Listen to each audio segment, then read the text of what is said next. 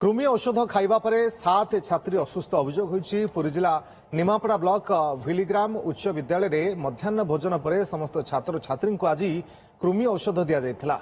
ए औषध खाइबा परे 7 जन छात्री को मुंड बुलाइबा सहित बांति होइतिला।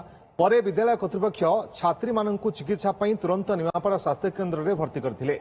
तेबे सेठारे प्राथमिक चिकित्सा परे छात्री माने सुस्थ थिबा जଣା पड़िछि। तेबे कृमि औषध खाइबा परे केउ कारणरू छात्री माने असुस्थ होई पड़िथिले से नहीं स्पष्ट हो पारि नाही।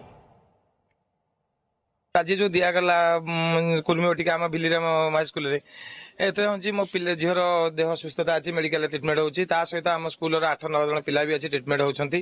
सालाइन फैलाइन नेला बर्तमान से गोटे पिला डिस्चार्ज हो पलैला घर गलाड़ी आउ 6 जन पिला अच्छा खूब कम समय भितर से माने संपूर्ण सुस्थ हो घर प्रत्यावर्तन कर मु अनुमान जे औषधर किसी व्यतिक्रम थाई पारे कारण समस्त सब आड़े अन्य दिखाई किसी ना कि हठात आम स्कूल एभली एक परिस्थिति उपजी निहाती किसी औषधर व्यतिक्रम थाई पारे बोली मु भावुछि।